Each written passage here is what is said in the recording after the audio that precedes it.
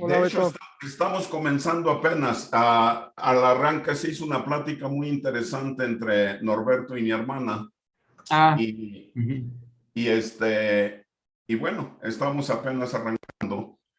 Les estaba diciendo, Qué bueno que llegó a tiempo. sí, cambios que he agregado. En medio de todo he agregado ligas directas a varios videos de YouTube. Los pueden o no ver, ahora no vamos a ver muchos de estos, obviamente, porque son muchísimos, pero basta con que opriman aquí This video is sponsored by the esto Great Courses Plus. More y about tienen this todos amazing los service, controles. as well as how you can get your own free trial, later on in the video. Welcome back to yet. ¿Y qué más le agregamos? Agregamos una página más al apéndice del joven Atreus y todo lo que iba pasando. Esto es una historieta que estamos haciendo, la estoy haciendo yo sobre el mito de la casa de Atreus.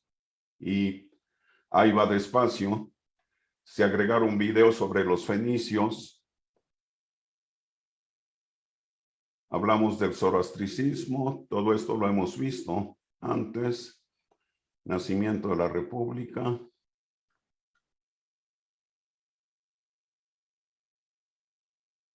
Un documental muy bueno sobre las guerras púnicas que agregamos.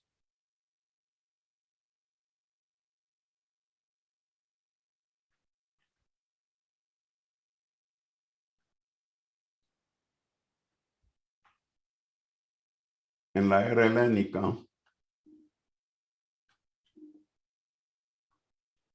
Vaya, volví a apretar otra vez por error el de la Edad de Hierro.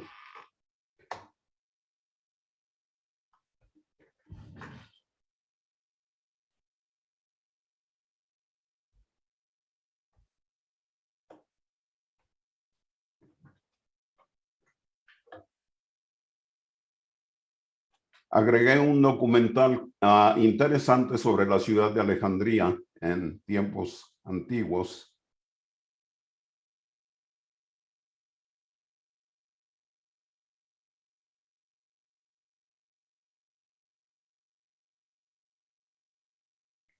Y también agregué varios documentales sobre el cristianismo.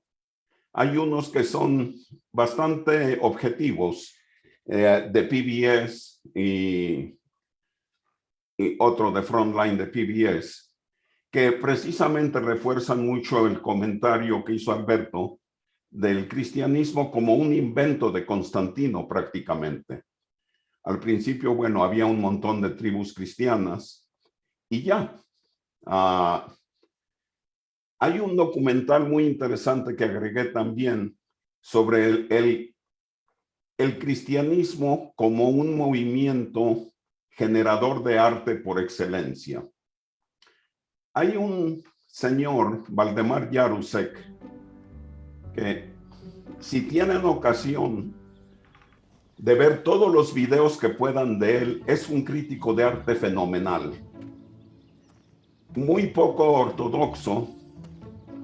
Aquí voy a poner una parte nada más para que tengan una idea de este señor.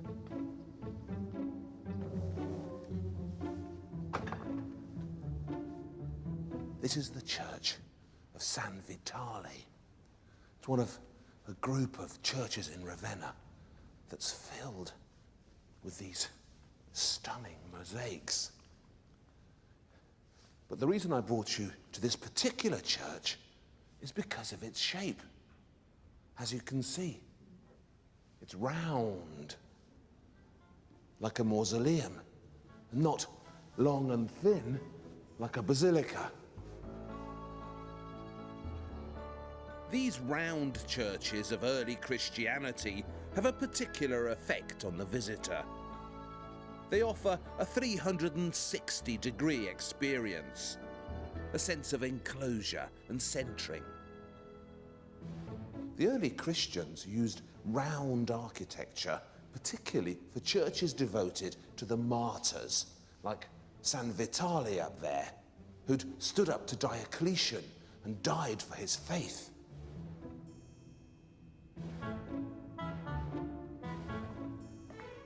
The basilicas were action spaces where you met and assembled and paraded. But these round churches, these are thinking spaces. They're like a protective bell jar dropped onto an important location, protecting it and sanctifying it. You still get a sense here of a transcendental space built around a precious relic. And that mysterious, magical effect of an interior sculpted from light.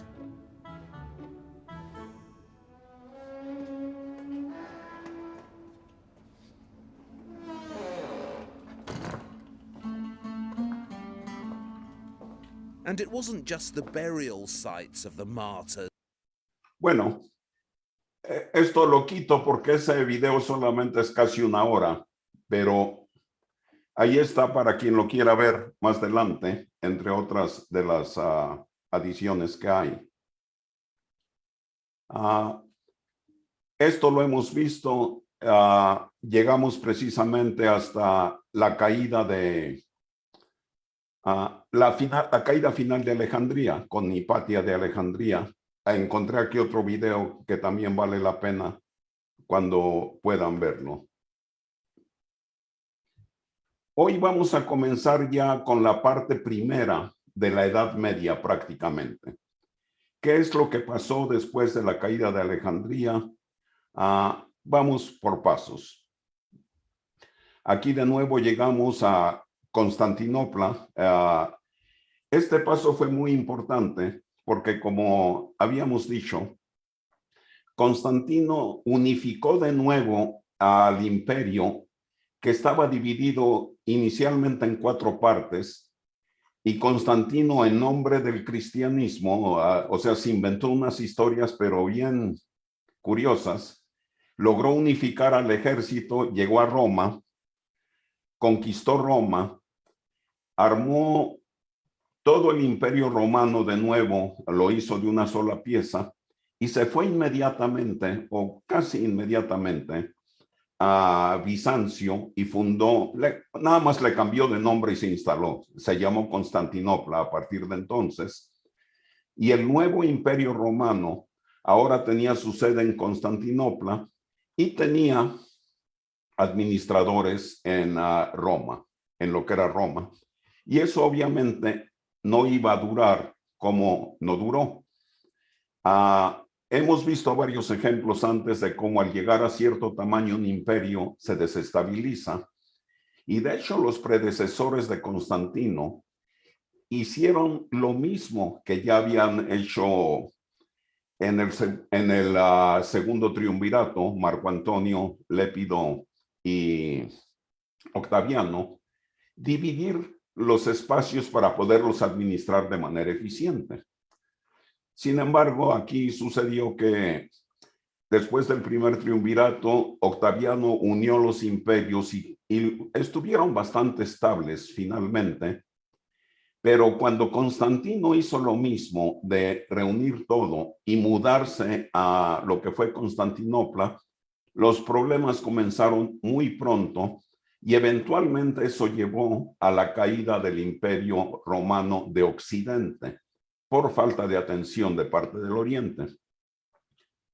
A partir del momento en que se instala Constantino en Constantinopla, se comienzan a hablar de los emperadores en Bizancio como dinastías. Había dinastías con líneas de sucesión y en momentos de mucha confusión había lo que llamaban no dinástica, emperadores de línea no dinástica, que eran emperadores que se sucedían en lo que estaba la rebatinga de todo.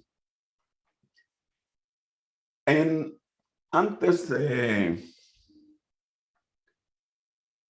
continuar, vamos a hacer un pequeño interludio para hablar un poco de la música en ese tiempo, porque muy pronto vamos a llegar a la música en la Roma antigua, en la Roma occidental. Todos pensamos que los cantos gregorianos, bueno, los inventó el Papa Gregorio, etcétera, etcétera. Él solamente sugirió el uso de la música en la iglesia. En realidad fue quizá Gregorio II quien los puso en práctica. Pero los cantos gregorianos tienen antecedentes mucho más antiguos.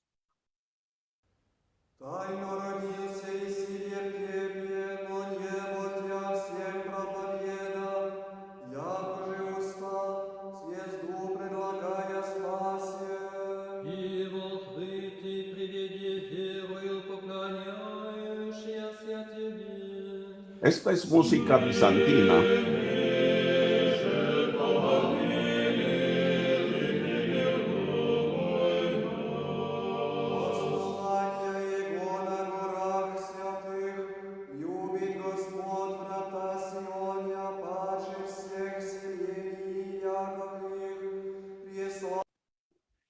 Esta es música de la era de Constantino, que vale la pena verla, es una maravilla.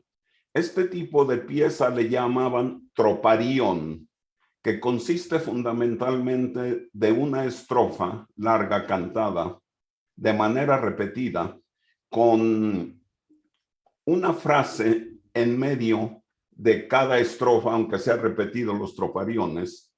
Hay una frase que es como un estribillo, lo que los católicos hacen después en las letanías que hablan del el árbol de las peras de color morado, ayúdanos Señor. El altar de no sé qué, ayúdanos Señor.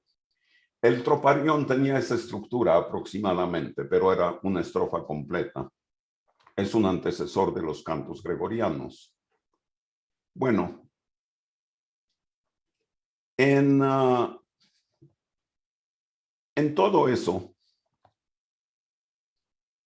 después de Roma, aquí me faltó, lo puse en el lugar equivocado, pero hubo una serie de eventos que dieron lugar a la caída del Imperio Romano. Hubo un saqueo muy fuerte y después de ese saqueo hubo un cambio de software, por así decir, en el cristianismo.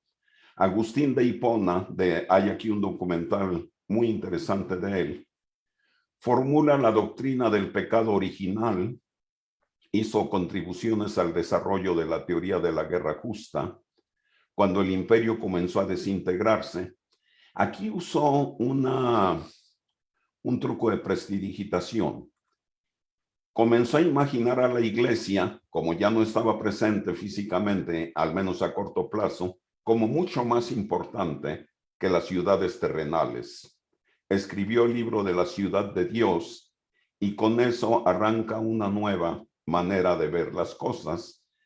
Y a partir de ese momento, las instituciones papales se hicieron importantes.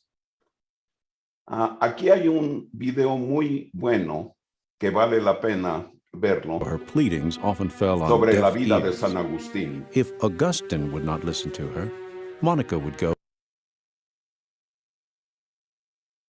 Agustín era, como sabemos, nació en Hipona, cerca de Cartago. Se estableció en Cartago por un tiempo y después fue a Roma. Pero al tiempo que esto pasaba, teníamos la dinastía teodosiana en Bizancio y uno de los grandes factores que debilitaron a los romanos y desestabilizaron a los bizantinos fueron las invasiones bárbaras de Atila y los hunos.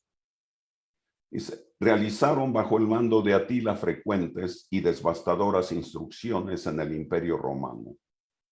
En 451 invadieron la Galia y en 452 Italia. O sea, llegaron hasta el corazón del Imperio Romano de Occidente. Tras la muerte de Atila dejaron de ser una amenaza importante y perdieron parte de su imperio. Aquí también hay un documental interesante de Atila que vale la pena verlo.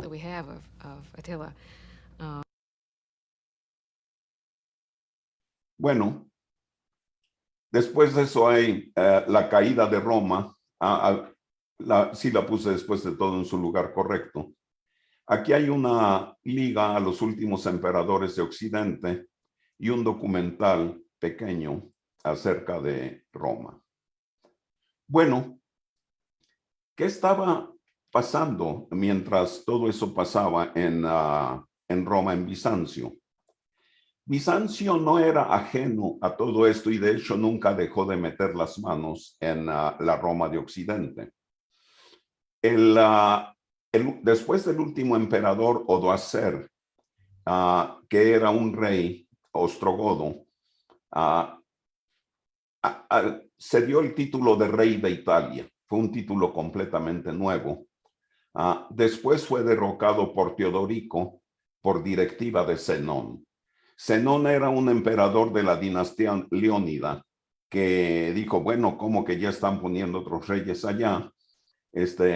Puso otro que también era ostrogodo, pero ya era controlado por Zenón. Y ahí comienza una época muy enredada de la política entre Bizancio y Roma. Bueno, vamos a avanzar un poquito el acelerador. Y Bizancio y Roma no se estabilizaron hasta cerca, más o menos cuando Justiniano y su dinastía comenzaron a reinar.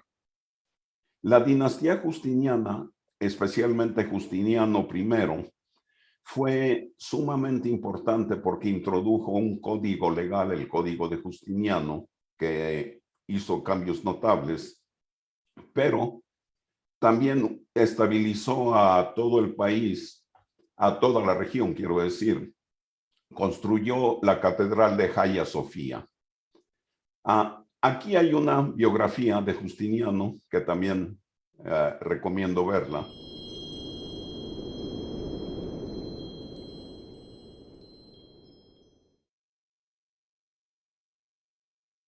Justiniano era un carácter muy curioso. Justinian I, or Justinian the Great, was born in Sardinia and was Roman emperor from 527 to 565 AD.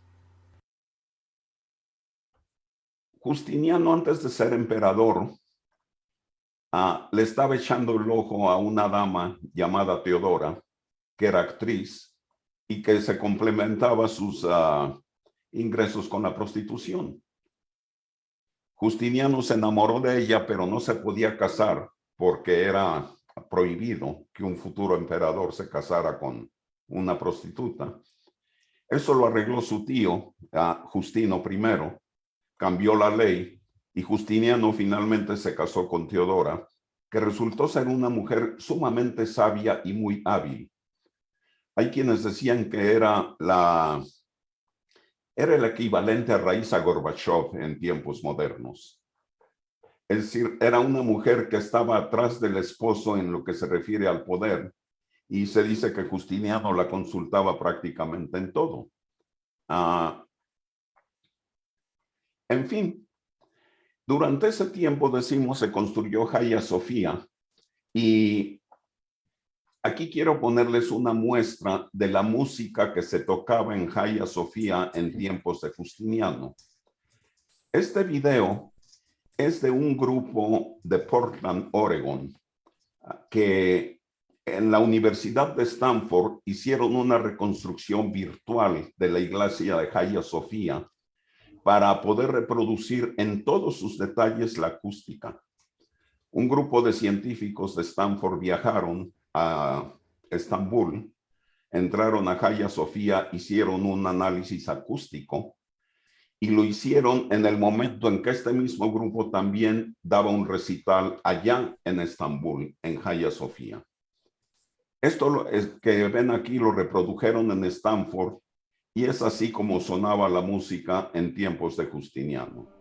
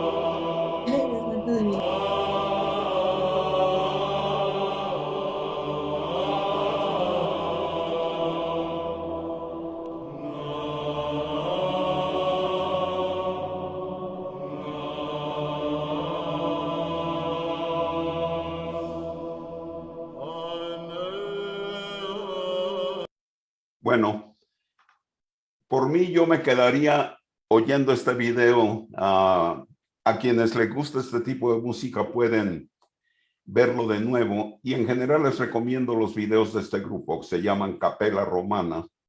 Cuando yo vivía en Portland, no falté a uno solo de los recitales que daban en Portland.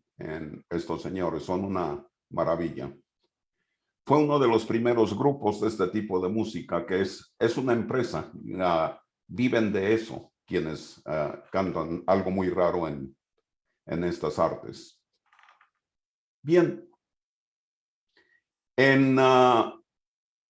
Mientras estaba eso pasando en Roma de Occidente, poco a poco comenzaban a reordenarse, y el Papa Gregorio I fue quien comenzó a poner orden, y en ese tiempo estaba el ambiente sumamente pesimista en Roma, como pueden imaginarlo.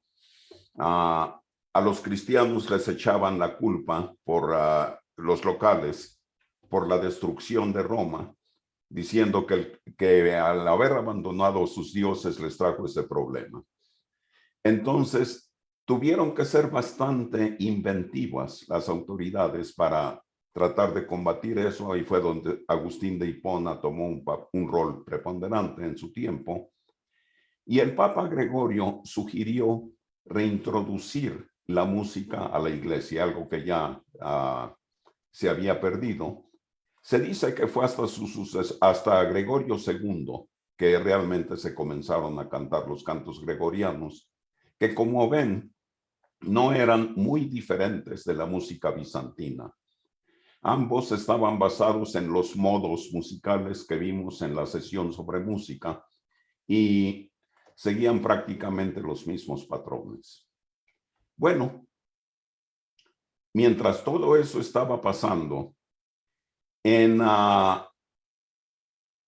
Arabia comienza el fenómeno del Islam.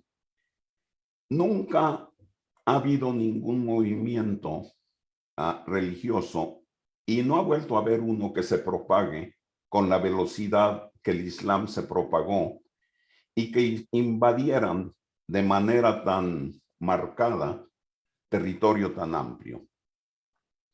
Aquí hay un documental sobre Mahoma que vale la pena verlo. Es muy, muy interesante. Hay otro sobre las creencias fundamentales del Islam que nos puede dar una buena idea de lo que es. En esencia, Mohammed o Mahoma era un líder religioso y era de una familia relativamente acomodada, pero le daba por el misticismo, se iba a aislar a la montaña, y de pronto, no sé si consecuencia del ayuno, algo que fumó o que comió, llega a decir que se le apareció el arcángel San Gabriel y que le dijo de pronto que él ya era el profeta de los árabes, que de hecho estaba a la misma altura de Adán, de Abraham, de Moisés y de Jesús, y que era el último profeta que Dios les había dado. Y en todas las ramas del Islam, más o menos, están de acuerdo con ello. Del Islam hay varias ramas. En la actualidad permanecen prácticamente dos, los sunni y los shiite. Aquí hay una liga que nos puede explicar más sobre eso, que vale la pena visitarla.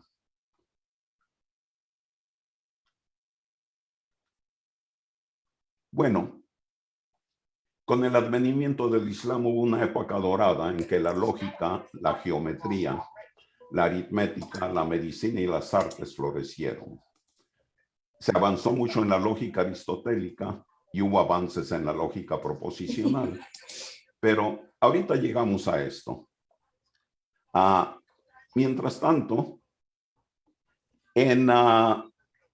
oigo un micrófono abierto.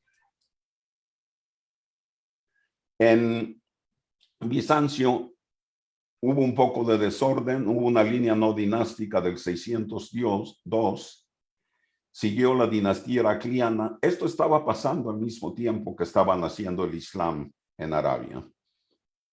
Siguió una dinastía isauriana, de la cual tenemos, entre otros, a Leo III. Y aquí sale por primera vez el conflicto del iconoclasticismo bizantino. ¿Qué es esto? Normalmente no se le da mucha importancia, pero creo que este movimiento del iconoclasticismo marcó mucho el discurso de las religiones y de la sociedad. Para ver qué es el iconoclasticismo, vamos a ver un poco de qué es la iconografía.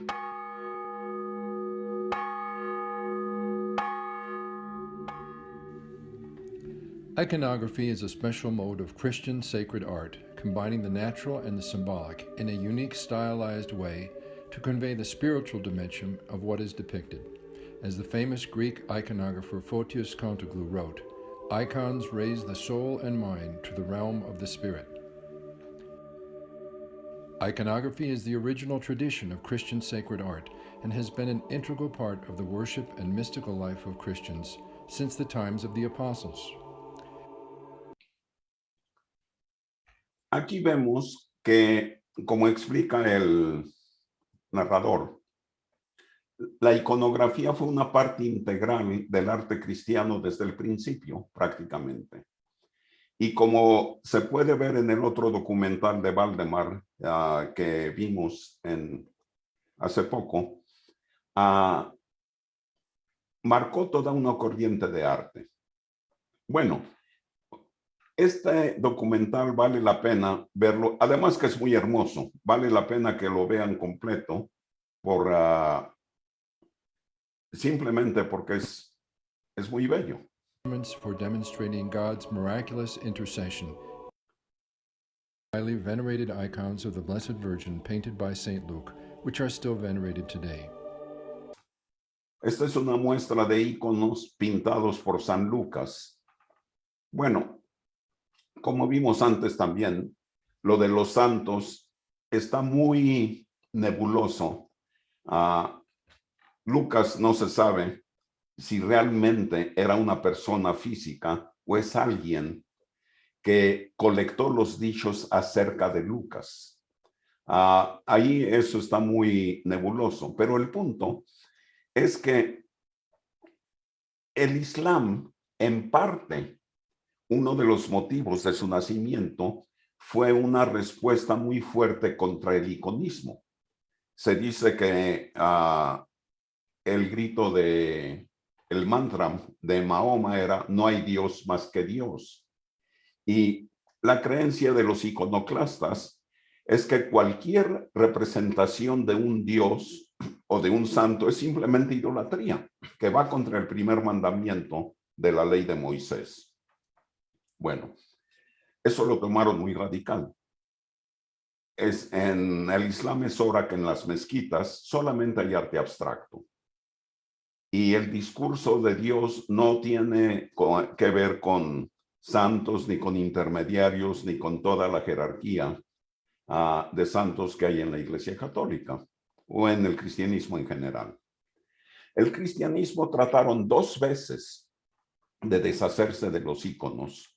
Hubo una destrucción masiva de íconos en Hagia Sofía y en todo Constantinopla. Muchos de estos íconos escaparon destrucción simplemente porque estaban en áreas muy lejanas como para ser alcanzados. El conflicto del iconismo y el iconoclasticismo sigue sin resolverse hasta la fecha. No solo en la religión, en muchas otras cosas. Una manera un poco curiosa de verlo es Windows contra Unix en el campo de las ciencias de computación. Los puristas de computación no creen en los iconos y en los sistemas de navegación y eso.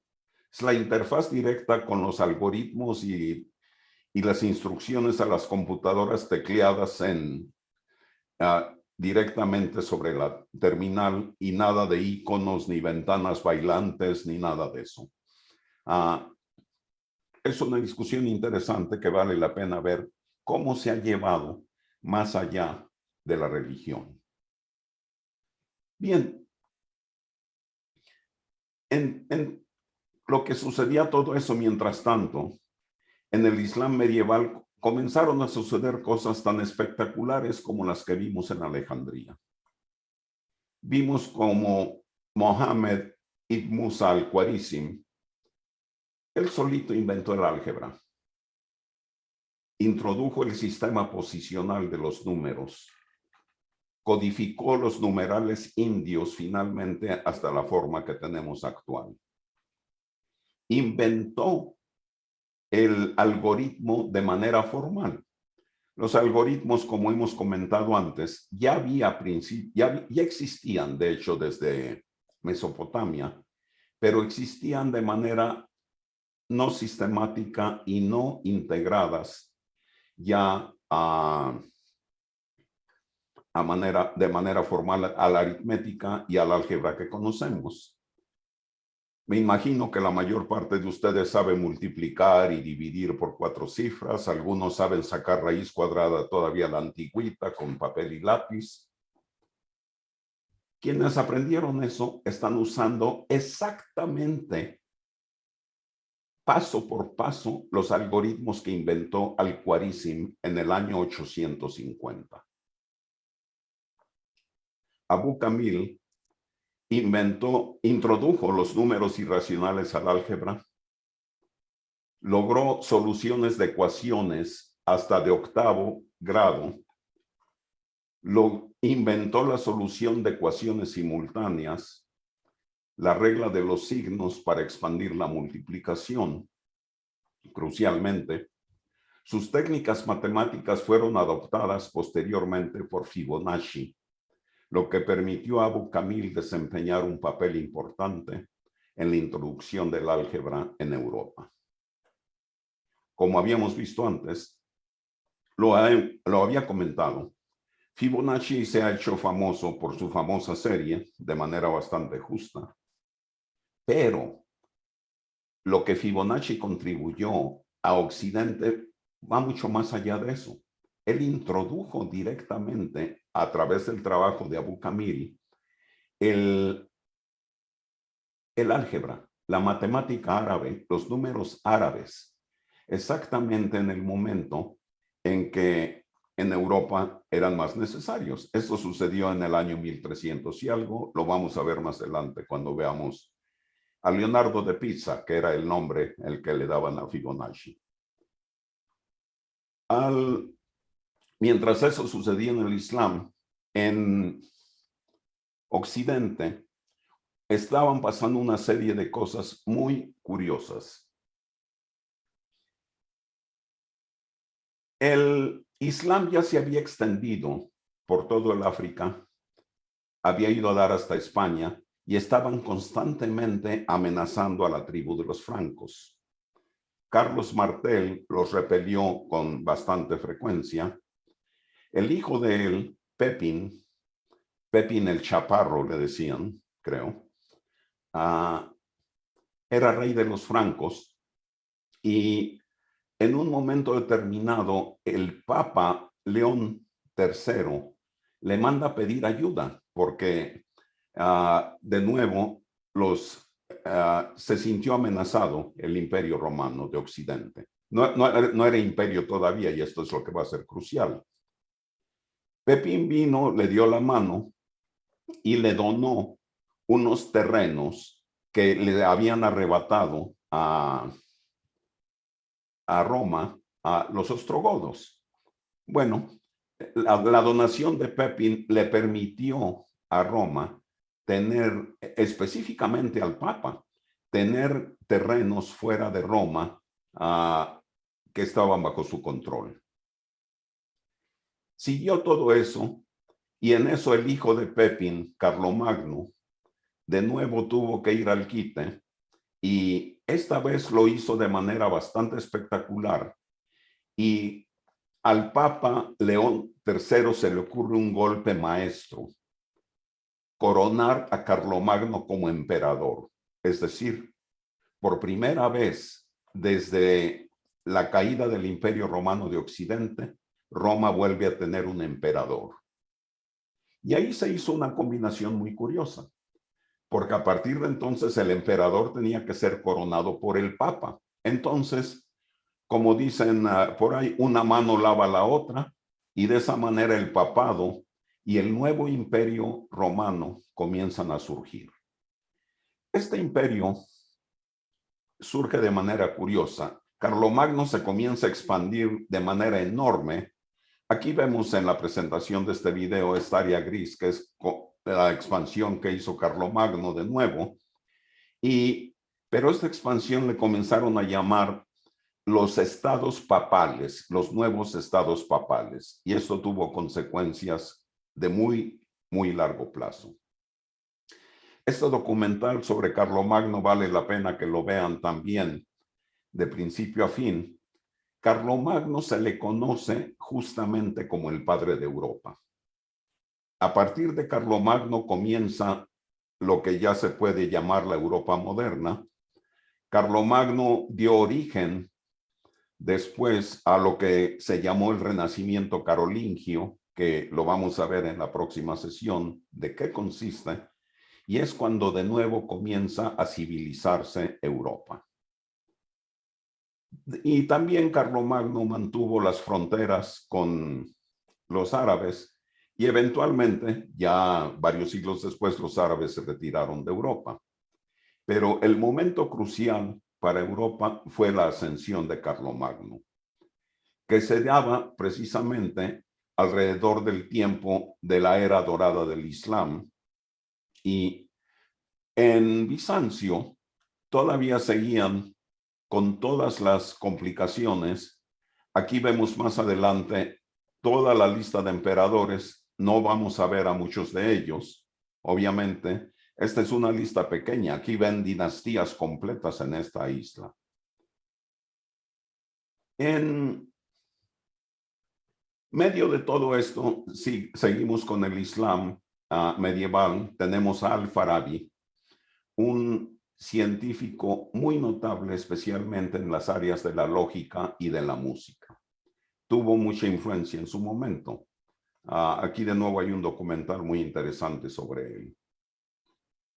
En tiempos de Carlomagno, precisamente tenemos, después de Carlomagno, perdón, ya viene en el Islam Abu al-Bukhsani, que hizo avances en trigonometría esférica, uso de números negativos, avances en trigonometría, la primera instancia de uso en números negativos, introdujo funciones de secante y cosecante.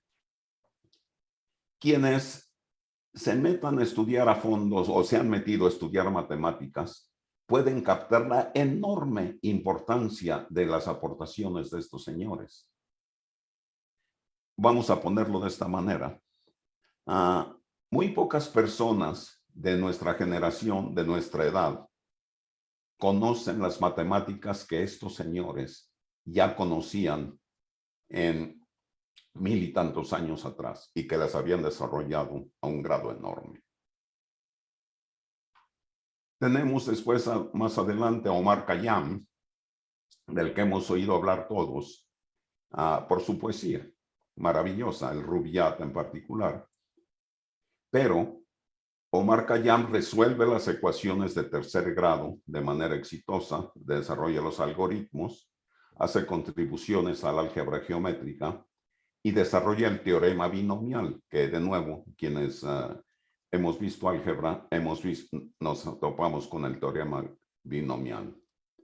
Bueno, siguen aquí una serie de sabios. Avicena, del que vamos a hablar más adelante, Abi Shal al-Queen desarrolla el concepto del centro de gravedad y avanza la geometría de cónicas. Maimones, Averroes, etc. Aquí hay varios documentales que vale la pena ver. Uno sobre Omar Khayyam, otro sobre la era dorada del Islam, que se habla también de Omar Khayyam, entre otros. Y está que no se lo deben perder. Right up to the Chinese borders. It was the most explosive expansion that any religion had ever mounted. In so much argument about what the Golden Walls are showing us. What is this fantastic architecture imagined here? Where are these rivers? Where are those trees? Some say these are perfect evocations of Damascus itself. Beautiful. Este documental es de este mismo señor Valdemar Januzak, Sand is protecting que- the sand, yeah? To protect them. ah, we bought sand and after that es de nuevo el mejor crítico de arte que yo he conocido en video. Aquí está hablando cómo para proteger un sitio de arte simplemente echaron arena, y aquí están viendo cómo abajo, todo esto donde hay arena, hay mosaicos islámicos Yeah, antiquísimos. I'll rub this, yeah? There is the leaf here. It's the sun. So this is the famous scene here of the knife with the fruit. That's right. I think now you can say you discover something. I discovered the lost fruit symbolism of the Umayyad caliphs. Well, it does look very striking. The knife. Yeah. En fin, es como iba avanzando el Islam, y creo que el día de hoy llegué hasta aquí en lo que tenía preparado, así que vamos a hacer una pausa y regresar a preguntas.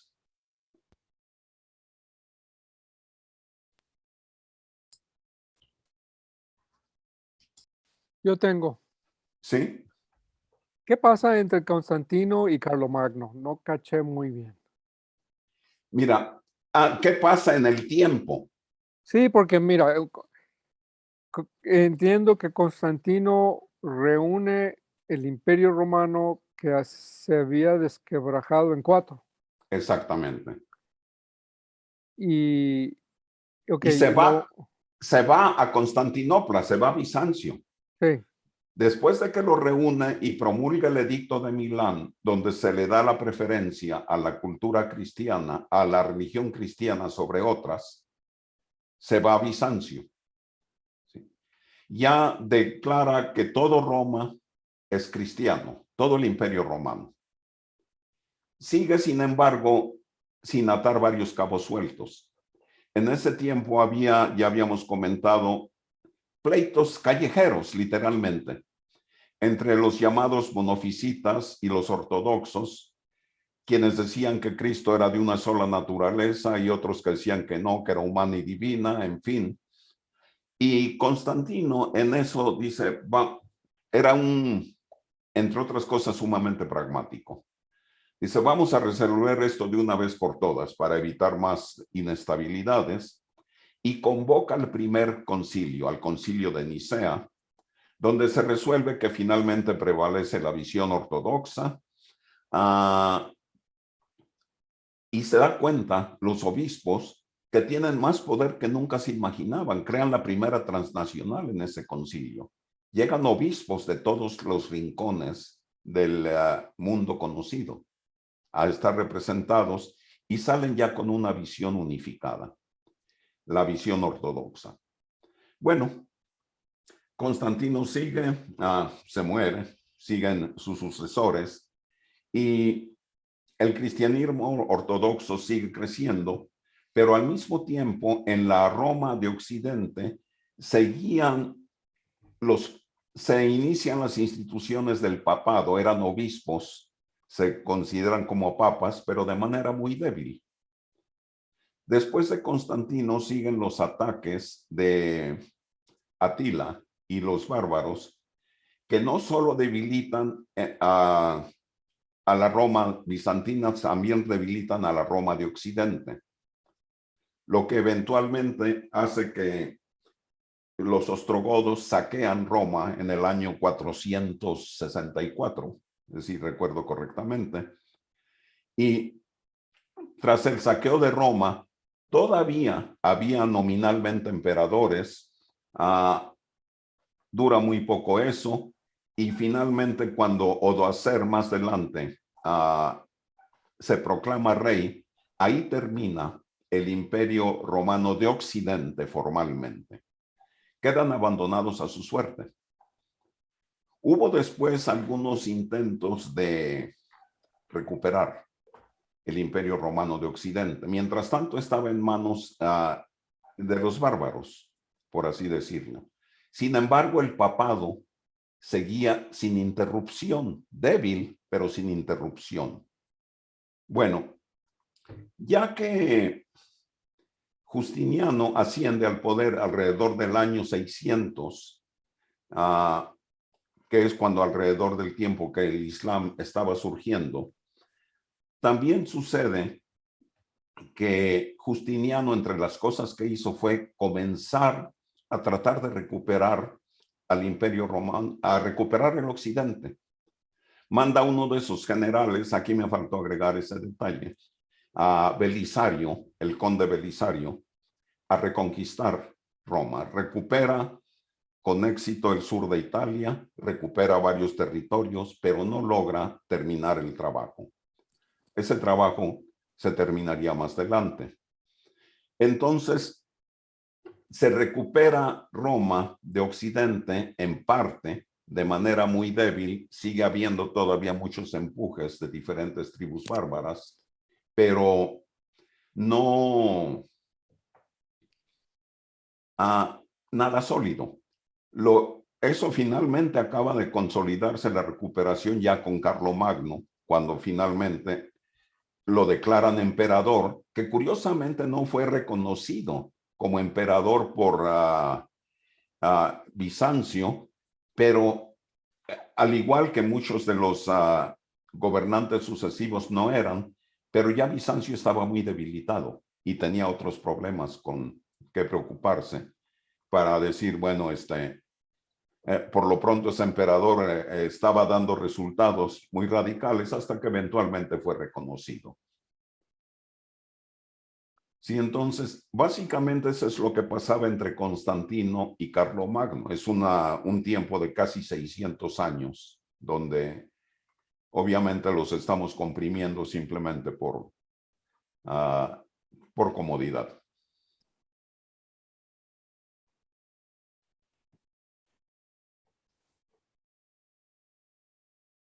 ¿Alguna otra pregunta, observación, comentario?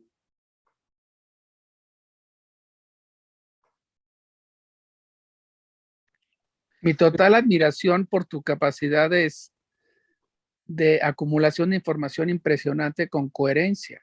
Felicidades, Rubén. Gracias, Valente. Esto es parte, como puedes ver en el sitio de internet cuando te metas, si vas paso por paso, es parte de un panorama amplio donde tratamos de ver cómo se forma el consciente, qué es lo que tenemos en la cabeza en Occidente, cuál es nuestra mente y cómo se formó la ontología de Occidente, por así decirlo. ¿Y es un proyecto tuyo, Rubén? Sí. Es impresionante. Pues va en camino. Esta es apenas la 11ª sesión. Esto lo vamos a continuar hasta finales del siglo XIX. Ya el siglo XX y XXI es otra historia. Pero esto eventualmente, ya que esté terminado, ahora sí sigue el paso de refinarlo. Como lo menciono al principio en el sitio de internet, lo que está en internet son solamente las notas para el seminario. Falta apretar las tuercas. Perdón. Como bien lo mencionas, como es una ontología, no sé si lo has hecho, es tener como el código ético paralelo a estos movimientos históricos. O sea, exacto, sí. si tú eres un galo bajo Constantino, perdóname, bajo Carlomagno, sí. ¿Cuál es tu estructura mental, ética de comportamiento social? Exacto. Esto es a lo que queremos llegar, Valente. Es precisamente la vez pasada, hace un par de sesiones que comenzamos a hablar del cristianismo, Alberto anotó de manera acertada, bueno, hay incluso, no hay un solo hilo de evidencia de que Jesús haya existido. No hay ninguna evidencia sólida de que los apóstoles como tales hayan sido los que escribieron los evangelios. De hecho, de los evangelios las evidencias apuntan en sentido contrario. Y la mayor parte de los escolares modernos están de acuerdo en que quizá Jesús sí existió después de todo, pero el cristianismo, el modo de pensar, el ethos del cristianismo no hubiera existido sin Constantino. Fue una Y invención. sin San Pablo. Y San Pablo. San Pablo en parte, pero Constantino consolidó todo. Constantino fue el equivalente a Ptolomeo I en Alejandría. Ptolomeo I de Alejandría tomó las piezas del culto de Apis, tomó elementos de los dioses romanos y creó una nueva religión, el culto a Serapis. Constantino es el equivalente, pero en Roma. Y Tomó- Zoroastro, porque Zoroastro, que es contemporáneo a Jesucristo, o similar, ¿no? Es anterior a Valente. Es anterior. De hecho, a Zoroastro, la primera vez que se le menciona de manera formal es en el 600 antes de Cristo. Aunque hay especulación de que el zoroastricismo tuvo raíces tan antiguas como el 2000 antes de Cristo. Sí, el bien y el mal. Ujú. Exactamente. Zoroastro fue sumamente importante porque una parte enorme de los conceptos de las religiones actuales vienen de ahí. El cielo y el infierno, el bien y el mal, varios que incluso los mencioné en la lectura pasada. Entonces el zoroastricismo tuvo una importancia enorme y de ahí se derivaron varias otras corrientes. De hecho, vino después el maniqueísmo también con Maní, que Agustín de Hipona era maniqueísta antes de hacerse cristiano. Era un caldero de sectas y de creencias religiosas que precisamente lo que se requirió fue alguien como Constantino para decir, ok, vamos a, entre comillas, poner orden. Obviamente lo hizo un cálculo de poder, como lo hacen los políticos en tiempos de religiones. Y como estamos hablando de ontología, como dicen back at the ranch, que aquí en el continente americano, pues tienes el movimiento de Quetzalcóatl. Entonces, no es que Europa es diferente o Asia es diferente, es que la especie humana va organizando sus sistemas de percepción del orden social, dependiendo de la complejidad de sus sociedades, a través de sistemas religiosos, porque genera un consenso automático, ¿no? Exactamente. Entonces sería interesante también hacer la línea de tiempo de lo que todo esto que hemos visto es europeo, pero tener una línea de tiempo es más chamba, ¿no? Bueno, en ya América, ¿qué es lo que está sucediendo? Mucho está hecho ya, Valente. Qué bárbaro. Antes, cuando hablamos de los periodos de la Edad de Piedra, de la Edad de Bronce, del Calcolítico, ya vimos qué estaba pasando en América en ese tiempo. Claro. Ya vimos, entre otras cosas, que cuando los europeos llegaron a América, en América todavía no se había trascendido el Neolítico. Apenas estaban habiendo inicios del Calcolítico e inicios de la Edad de Bronce. Interesante, sí. ¿Y cuáles son las consecuencias culturales de eso? A eso vamos a avanzar más adelante, pero sí, ya hemos visto qué estaba pasando en América en ese tiempo. Ahorita no estamos viendo mucho de qué estaba pasando porque no era hasta ahorita demasiado relevante.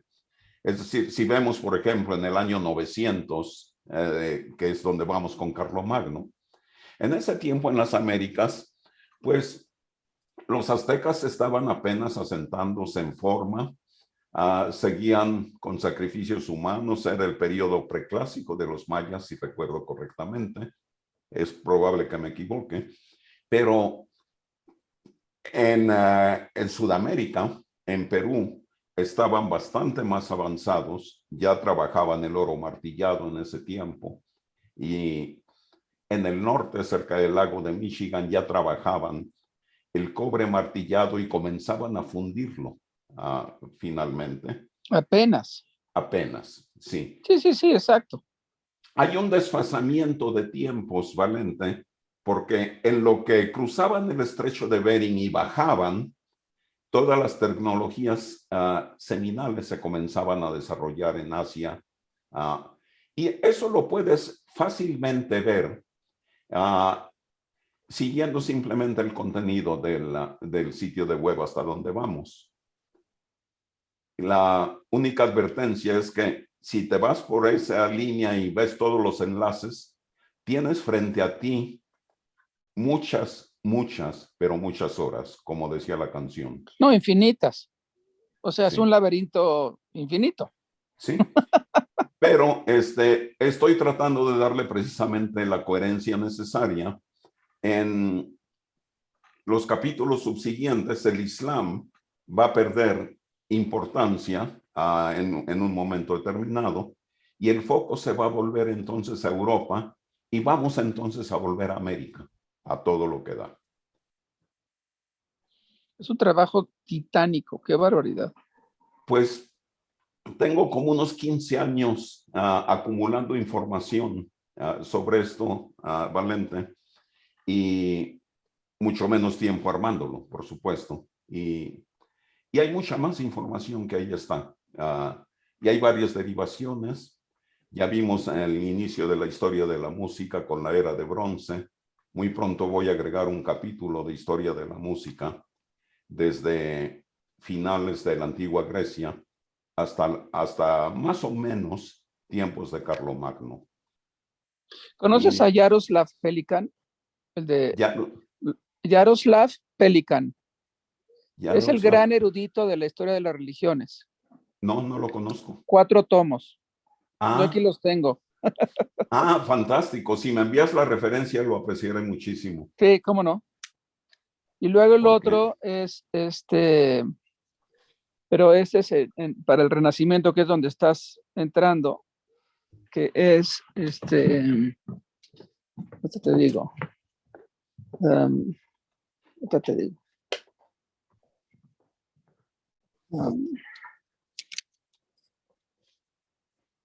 Me viene a la cabeza. Me lo envías por email, Valente. Lo apreciaré yo te lo mucho. mando. Y esto, bueno, voy a continuarlo, entre otras cosas. En enero, les había dicho a algunos de ustedes, ya comienzo una maestría en artes liberales en el Instituto de Graduados en St. John College en Santa Fe. Es Jaroslav Panofsky. Panofsky. Muy bien. Panofsky es el mega turboerudito del Renacimiento. Excelente. Es impresionante. La mitad de sus libros son footnotes. Ok. O sea, la derivada de la derivada. Exacto. Espero con placer que me envíes los datos. Sí, gracias. Sí. Ya no interrumpo. No. Está bien. Les decía que todo este material es muy útil porque voy a ser estudiante de nuevo.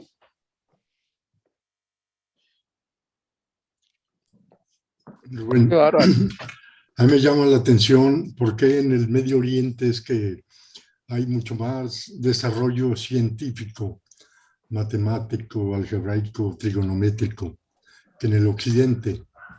Porque esas culturas nacieron más temprano, Miguel Ángel. Como vimos, por ejemplo, toda la matemática babilonia completita, que sigue vigente hasta la fecha, es mucho antes de lo que vimos hoy. Era el conocimiento en particular en la región de Levante y en el Medio Oriente en general, era un hecho de todos los días. Mientras los babilonios estaban inventando la matemática babilonia, que básicamente con su sistema nos da las medidas en grados, la trigonometría, etcétera. En Europa todavía se estaban cortando la cabeza a martillazos. o a pedradas. ¿Sí? O sea, había una diferencia enorme en el principio en la calidad de la civilización.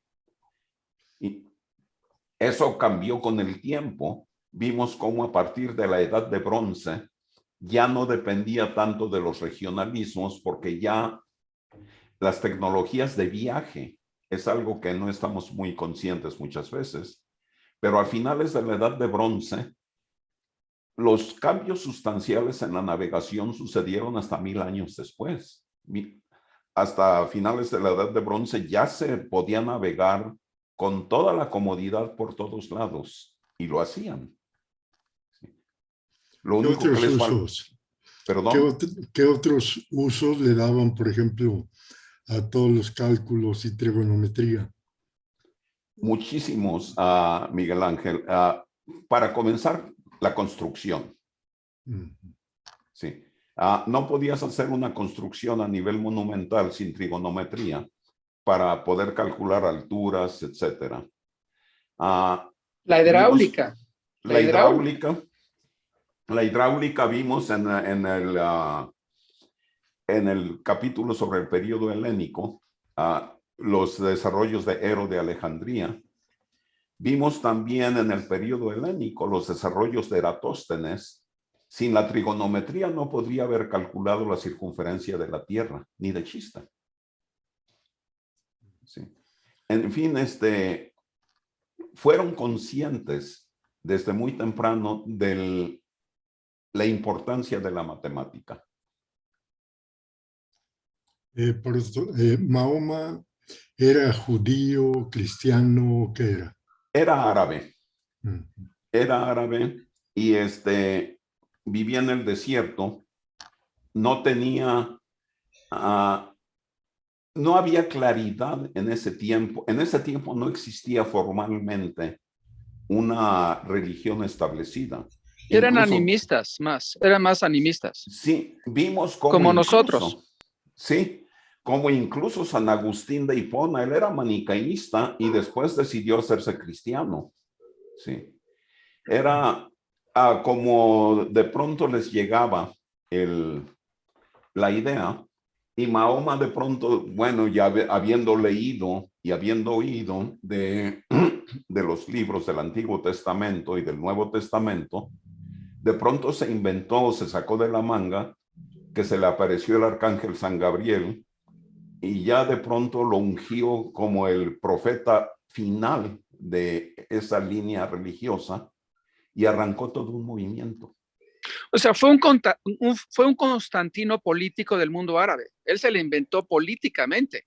Y además, sí, y se expandió más rápido incluso que Alejandro.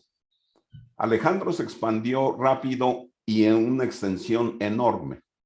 Sí, muy rápido y se contrajo. Pero el Islam a partir de Mahoma, en 100 años ya habían cubierto un territorio enorme hacia el este y por todo el norte de África y siguió creciendo hasta llegar a España, pero de una manera absolutamente explosiva y sorpresiva.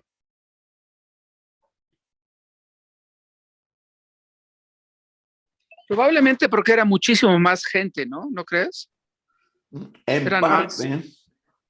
En parte, pero por otra no tenían tanta oposición. Si me permites, Rubén. Claro que sí, Alberto. Yo creo que el enfoque con el que vemos ese tipo de fenómenos quizá puede ser un enfoque equivocado si los vemos con el concepto actual de religiones, ¿no? Exacto. Si lo vemos con el concepto de la formación política de un Estado, creo que podría ser más útil, ¿no? Porque ¿qué hace Mahoma? Pues Mahoma hace un listado de sentencias prácticas para cómo gobernarse, cómo gobernar las relaciones económicas, sociales, hasta familiares. Y lo único que dice son sentencias que quizás tienen sentido común prácticas para esa época, necesarias para esa época, y lo único que dice es que se las dictó Dios. Y él convence a sus seguidores y, diríamos, unifica a los árabes políticamente como nación para después ser un estado, los que pudieron ser estado posteriores, alrededor de ese pensamiento político, diríamos. Nada más que no iba a decir, oye, yo las inventé, ¿no? Dice, Dios me las dictó. No sé si por el libro que nos recomendó Rubén de estos dos hemisferios que se conectan y que oían que hablaba Dios, es decir, un hemisferio le habla al otro, y dices, no, pues me está hablando, me está inspirando a Dios, ¿verdad? ¿Quién es Dios? Pues sepa Dios, o el arcángel San Gabriel, o el que sea, ¿verdad? Sí. Porque todas las religiones tienen alguien que te dice, oye, tienes una misión en la tierra y llévala a cabo, Dios te apoya, ¿verdad? Dios te empuja. Todas, sin excepción, exacto. Todas sin excepción, ¿no? Moisés Entonces, hizo lo mismo. Exactamente, ¿no? Yo sostengo que tanto San Pablo como Moisés pues son una invención política, ¿verdad? Pero bueno, no nos metamos en ese tema porque se hiere profundo creencias religiosas y ahí pues yo soy ateo. Yo lo he dicho muchas veces, a mí no me preocupa que me digan nada en materia de religión, lo valoro, pero sé que hay gente que tiene sus creencias y que no le gusta este tipo de temas. Ahora, Carlomagno. Esta es una paradoja lo que pasó con Carlomagno, ¿no? Es decir, Constantino, vamos a decirlo, inventa el cristianismo como fenómeno religioso, como una religión que le da, según él, unidad al imperio. El costo político de imponer una religión, además con un pensamiento ajeno totalmente al helenismo, como es el judaísmo, porque toma la base judía. ¿Por qué toma la base judía? Porque los judíos son uno de los pocos pueblos que sostienen la existencia de un solo Dios.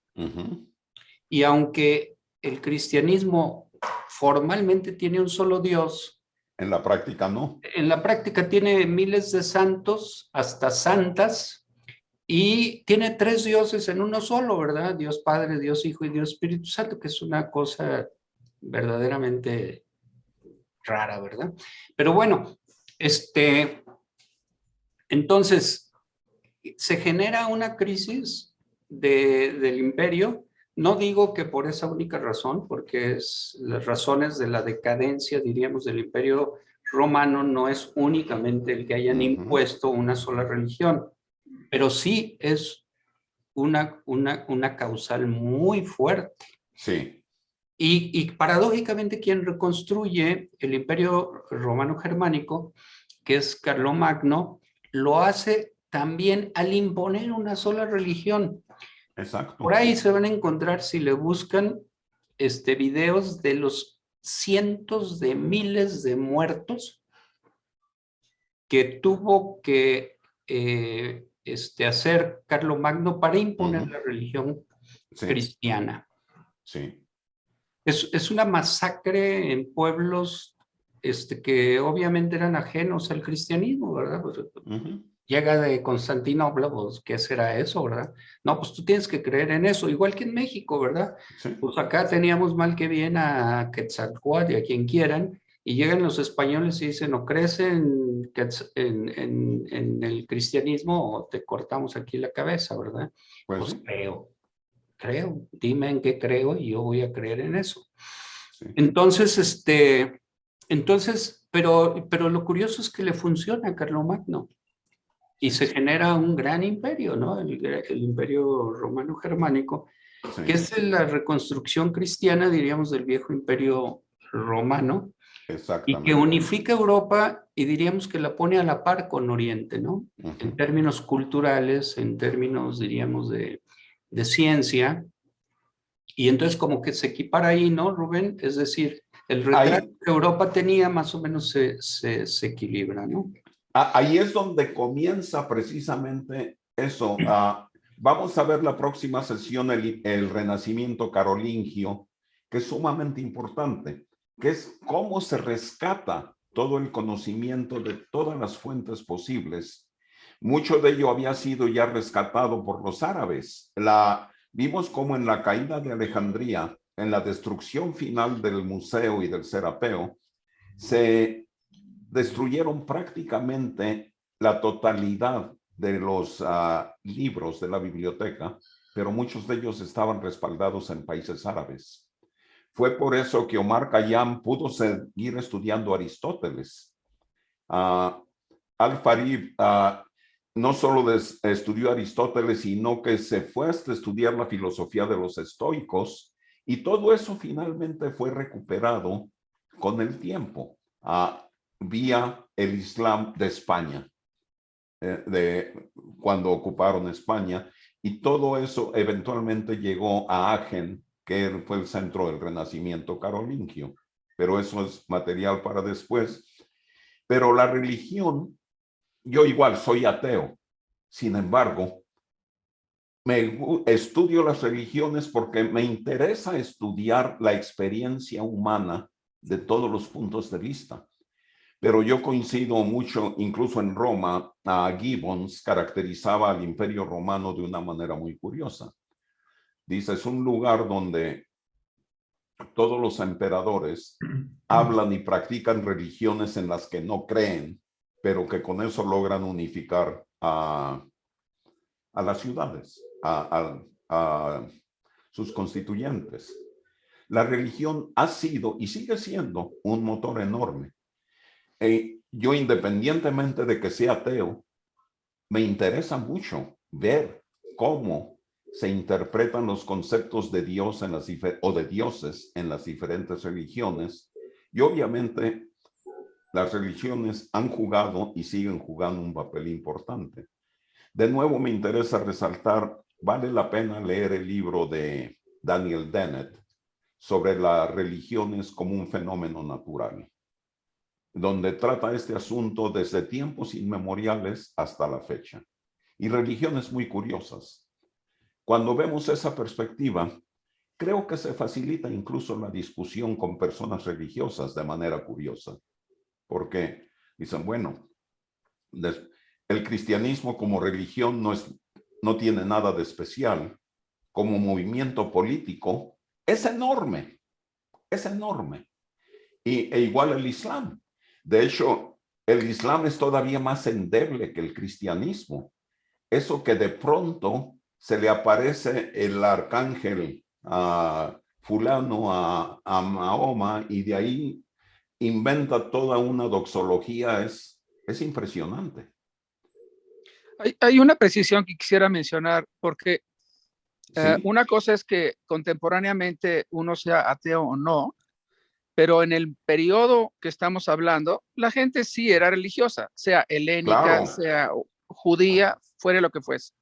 Y San Pablo es muy importante porque él es un fariseo, o sea, él es Sí. un erudito judío. Sí. Y como en la erudición judía va a haber un Mesías, él en el famoso camino a Arimatea cae en cuenta que qué tal si este señor, el tal Jesucristo, sí era el Mesías. Sí. Y entonces empieza, él es el que inventa el cristianismo, como alguien que defiende la convicción de que ya llegó el Mesías, y entonces son las cartas a los carolingios, o sea, todo el inicio del apostolado que construye el cristianismo temprano es de San Pablo, ¿no? Claro. Y luego, O sea, en efecto, se hace hay 300 años después, Constantino lo toma como una arma política para Sí. unificar el imperio, ¿no? Ahí sí hay Exacto. una decisión política, porque, etcétera, ¿no? Pero no podemos dejar de ver con claridad que todo el mundo antiguo es místico. Tiene una Claro. enorme, una total presencia mental con lo místico. Nosotros podemos criticarlo actualmente o no, como ridículo, como etcétera, pero eso no va a ningún Es lo lado. que era. No va a Exacto. ningún lado eso. Además, Pablo, como dices, él iba camino a Damasco a matar cristianos, literalmente. Correcto. Cuando alguien le puso algo en su vino o por reflexión propia decidió que Jesús le estaba hablando y dio un giro de 180 grados. No, pero eso nos pasa a nosotros. O Claro. sea, en el mundo contemporáneo te cae el 20 en un momento dado de cosas que no te había caído el 20. Eso es todo, le cayó el 20. Y punto. Sí. Y a final de cuentas, incluso él mismo tenía una rivalidad, entre comillas, con los apóstoles, porque él era ajeno, él nunca había conocido a Jesús.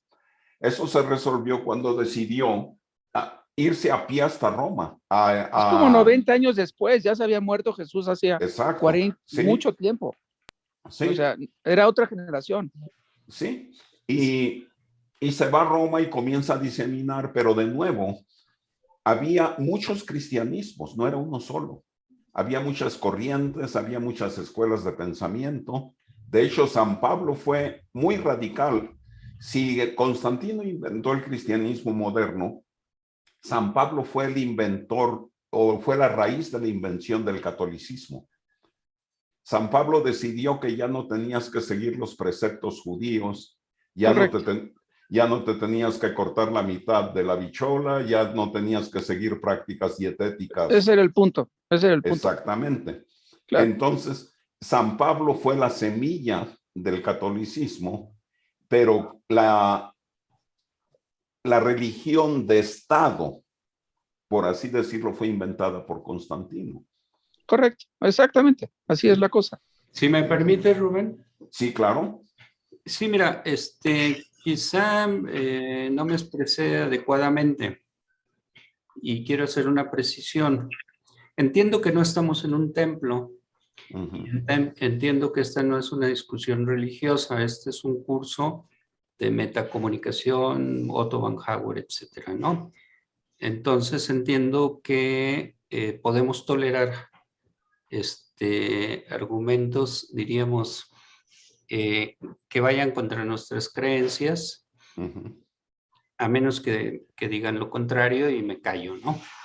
No solo podemos, debemos. Pero lo que quise decir en mi intervención anterior es que no es que yo menosprecie o vea ridículas las religiones, por supuesto que no. Ni en el pasado, ni en el presente, ni en el presente, ¿no? Son un fenómeno social. Natural. Que cualquiera de nosotros que nos dedicamos a la política o a lo que nos dediquemos tenemos que tener presente, valorar y respetar, ¿verdad? Lo que yo digo es que a mí no me cuesta ningún trabajo en estudiar a Mahoma, porque Mahoma tiene una existencia perfectamente real. Es un personaje histórico, es decir, tiene existencia física, ubicada en el tiempo, en fin, ¿no? Cosa que no tiene Jesucristo. Es decir, no hay absolutamente ninguna evidencia, a menos, claro, que lo creamos o lo digamos por razones de fe o fundados en libros religiosos, y entonces pues no se puede contradecir, ¿no? Pero no hay ninguna evidencia histórica de que en esos 300 años que separan el nacimiento de Jesucristo a Constantino haya habido templos, haya habido cruces, haya habido en fin. Entonces, eso es lo único que yo quiero decir. En el caso de Moisés, todavía es más claro. No existe ninguna evidencia de que ninguna tribu judía o pueblo judío haya sido esclavizado por los egipcios. Ni que haya habido una peregrinación de 30 años por el desierto. Es un mito fundacional como aquí el de los niños héroes, si quieren ustedes, ¿no? O el que quieran, el mito que quieran. Y claro, bueno, creo que hay evidencia científica de eso, no digo una cosa exagerada. Y lo mismo digo de San Pablo. Es decir, no hay ninguna evidencia histórica de que San Pablo haya existido, salvo los... No es correcto. Claro que existió San Pablo. A ver, Pero, en Si fin. quieres, en algún momento, si me dan la oportunidad y si el tema les interesa, porque, como digo yo, si tú eres católico, crees en eso, no va a haber nada que te convenza, ¿verdad? Porque es tu creencia y es muy respetable y la respeto y no quiero discutir eso. Para aclarar, señor, yo soy ateo. Bueno, está bien. Entonces, a lo mejor encontremos una fuente que compartamos en materia bibliográfica para afirmar, para ver si tú me aportas elementos que me hagan cambiar mi opinión. Con gusto los leo. Por disciplina, me puse a leer a San Pablo, no ahora, sino hace como 8 o 10 años. Dije, voy a leer a San Pablo. Te voy a decir una cosa, yo soy marxista. Carlos Marx, que era judío converso, es decir, él era cristiano, era admirador de San Pablo y toma de San Pablo muchas cosas para lo que después fue el marxismo, ¿no? Desde conceptos filosóficos hasta el tema de la propaganda, simplemente propagar la fe, propagar la ideología o el pensamiento marxista, ¿no? En fin, ese es otro tema, ¿no? Pero me puse a leer a San Pablo. Es imposible leerlo. No tiene ningún mensaje actual. Son temas totalmente locales relacionados con el pueblo al que le escribía o supuestamente al que iba dirigida la carta, ¿no? Que a los romanos, puta, unas cosas de detalles ahí sobre la corrupción de las prostitutas en Roma, porque era muy moralista aparentemente, ¿no? Entonces, ningún mensaje verdaderamente que sí tiene San Agustín, por ejemplo. Por supuesto que tiene San Agustín. San Agustín hace el prodigio de vincular el cristianismo con el helenismo, ¿no? Exacto. Entonces, digo, insisto, no quiero ofender, no quiero ofender el pensamiento o los sentimientos de las personas que tienen creencias religiosas. Es que, Alberto... Pero aquí, si me permiten, Alberto, independientemente de que sean personajes religiosos, por ejemplo, de Homero, también se tiene duda, ¿existió Homero o no existió? ¿O fue un grupo que hicieron la obra? Y de Shakespeare también. Históricamente vemos que aun cuando sean leyendas, tienen un fondo histórico. Tú mencionabas a los niños héroes. Son un mito, efectivamente, pero existieron. Esto es, en historia existe lo que se llama la tradición oral. La historia oral incluso volvió otra vez la historia oral a ponerse de moda, a pedir que se consulten las fuentes directas, y no podemos negar la existencia de un personaje, digamos, está como Seacatl Topilzin Quetzalcóatl. Se afirma que sí existió, era un sacerdote del culto de Quetzalcóatl, nació en el año 1 Caña. Yo como historiadora sí pienso que existió Seacatl Topilzin, pero puede haber quien me refute y me diga, no existió, no hay evidencia de que haya existido, y es probable. Es probable que no hayan existido los personajes que tú dices, pero es probable, dada la cantidad de fuentes orales que hay, que sí hayan existido, que se deforme su labor, que se utilice como un instrumento para moldear mentalidades o como un instrumento político, digamos. Esto ya es otra cosa, y estoy de acuerdo que hay muchas veces al personaje se le adjudican características que incluso no tenía, para meterlo en una mentalidad colectiva y dominar a un determinado grupo social. Pero no podemos negar la existencia de un personaje porque no haya una evidencia escrita histórica Bueno, porque no solamente hay evidencias escritas. aquí en esto creo que estamos hablando de lo mismo y es cosa de método. En historia, efectivamente, hay la tradición oral, pero también existe el rigor histórico a lo que Alberto se refiere y que yo también me he referido muchas veces. Lo que es ya la historia científica después de Tucídides, los métodos de históricos. Pero por otro lado, hay un método en la historia donde se habla de la existencia o no de personajes, que es indirecto, le llaman las atestaciones, el método de los testigos. Es decir, si por ejemplo Plinio el Viejo habla de un personaje y por otro lado otro historiador contemporáneo de otro lugar habla de ese personaje, se conjetura que probablemente ese personaje haya existido porque hay atestaciones de dos fuentes diferentes, aunque no haya evidencia arqueológica. Bueno, eso de nuevo está en el área gris entre la historia científica y la tradición estrictamente oral y la conjetura. Pero a lo que creo que es importante y que debemos de ir más allá es qué hay atrás de eso. Por ejemplo, mencionamos la vez pasada que San Mateo, como personaje histórico, quizá al que se refiere en la Biblia, el Mateo que conoció Jesús, es totalmente incongruente con las escrituras del Evangelio de San Mateo. El Mateo que conoció Jesús, de acuerdo a la Biblia, era un hombre inculto, era un recolector de impuestos. Sí, incluso hay pasajes relativos a eso y a la propia incultura de Mateo. Sin embargo, la prosa que se le adjudica a Mateo simplemente no es consistente. Para comenzar, el Evangelio de San Mateo se escribió en griego, sí, no en arameo. Sí.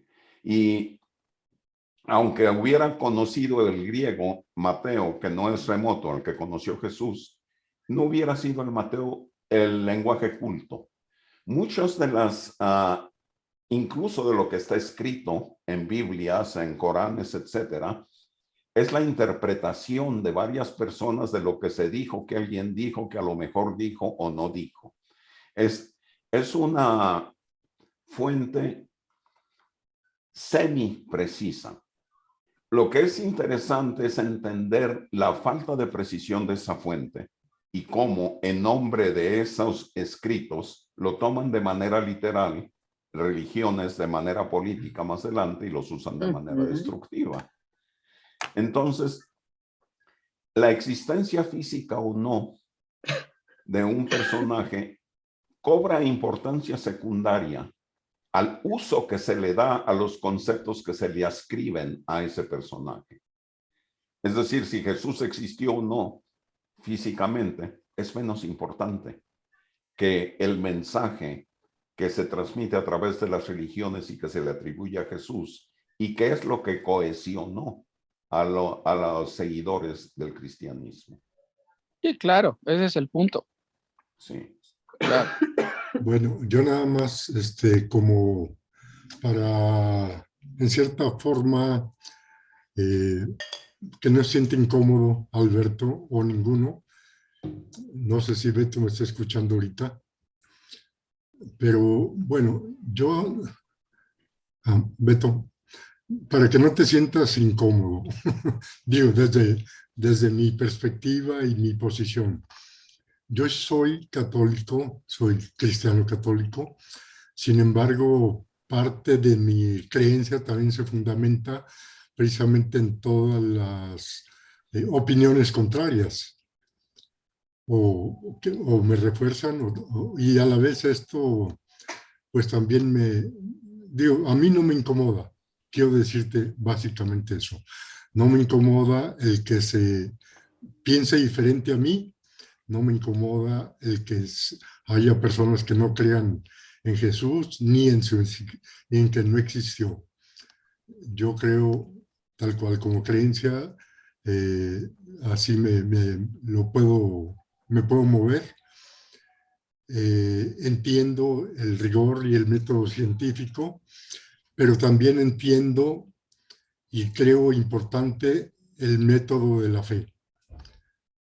Entonces, pues básicamente eso, o sea, hablen sin, sin tapujos. Sin tapujos, exactamente. Me sirve a la vez. Bueno, pues muchas gracias, Miguel Ángel, por la aclaración. Para Gloria, mira, sí creo en la historia oral. De hecho, estoy estudiando ahorita el tema del descabezamiento de Villa. Ya ven que a Villa, una vez que estuvo muerto, fueron y le cortaron la cabeza, ¿no? Y es un misterio por qué y quién le cortó la cabeza. Entonces, mira, aquí tengo un librito de historia oral que se llama algo así como La cabeza de Pancho Villa. Tengo un anecdotario de Villa compilado por una editorial que se dedicó a compilar anécdotas de Villa. Tengo libros raros de Villa, que no son los tradicionales. Tengo que es más o menos clásico, de Yo maté a Villa, que es de ¿cómo se llama? De Edilibros, Populibros, La Prensa. ¿Qué pasó? Digo, leo sin ningún problema la historia, ¿cómo se llama? Lo que llamaste la historia oral. Y me parece muy valiosa. Muy valiosa, y he encontrado sobre un hecho 3, 4 visiones, ¿no? O versiones, ¿no? Lo cual enriquece mucho el tema, y sobre todo en el propósito que yo tengo de escribir una novelita, ¿no? De ficción, ¿no? Porque te da ideas de... ¿Qué pasó realmente con la cabeza de Villa? Pues a lo mejor nunca lo sabremos, pero sí hay 4. Oye, ¿cómo va esa novela, Alberto? Nos tienes, los que hemos leído capítulos, estamos esperándola con ansia. No fuerte, no. Ya la terminé, la estoy puliendo y te la mando en cuanto la tenga, Rubén. Jesús. Excelente. Este fin de semana, yo creo. A mí Miguel, ¿no puedes bloquear el teléfono de Arturo? A ver. ¿De Arturo? Ya. Sí, Rubén, más bien. Gracias, Rubén. Tú tienes el control, Rubén. Sí. Órale, perfecto. No, la historia oral es preciosa y ha habido esfuerzos muy interesantes. Echeverría, no sé si sepan o lo recuerden, el presidente Echeverría creó el Instituto de Estudios de la Revolución Mexicana y se dedicó a apoyar a toda esta historia oral desde los estados. Entonces es una colección riquísima de anécdotas, de visiones, de puntos de vista. Y uno se sorprende de la calidad literaria de muchos escritores de pueblo. Yo estoy muy de acuerdo contigo, aprovechando el permiso que nos dio Miguel Ángel, que la Iglesia, en su afán de control de masas, deformó totalmente la religión como era en sus orígenes. Yo soy católica por tradición, pero no soy practicante. Yo les digo a mis hijos, el principio del bien es el mismo en el Islam, en el budismo, en la religión que sea. A mí no, si quieren, si vienen y me dicen, mamá, soy budista, qué bueno, mi cielo, arriba el budismo. Pero sí estoy de acuerdo contigo en que pues se manipuló mucho las ideas originales y se pierde, realmente se pierden o se pueden haber perdido los orígenes, digamos, las fuentes reales por cómo se fue deformando como cualquier institución. Yo le decía también a mis hijos, pues la Iglesia es una institución como cualquiera y es muy vieja y se fue corrompiendo y se fue decayendo como cualquier institución, siguiendo la curva de la historia de que todo tiene un origen, una cúspide y una decadencia. Yo creo que ahorita la religión va en decadencia por los últimos hechos, pero pues estoy de acuerdo contigo, hay cosas que nos cuestionamos si fue o no fue, pero sí se me hace importante no desecharlas porque hay mucha evidencia oral. Sí. Pero sí entiendo tu punto de vista y además con el respeto que me mereces porque eres una gente extremadamente preparada. Me pudo muchísimo perderme tu plática de la revolución porque yo me clavé en prehispánico y conquista. Revolución la estudié porque me dio vergüenza.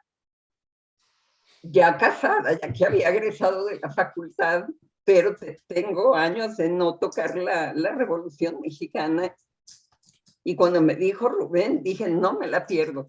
Pero me ganaron los achaques y la cita con el médico y me fui.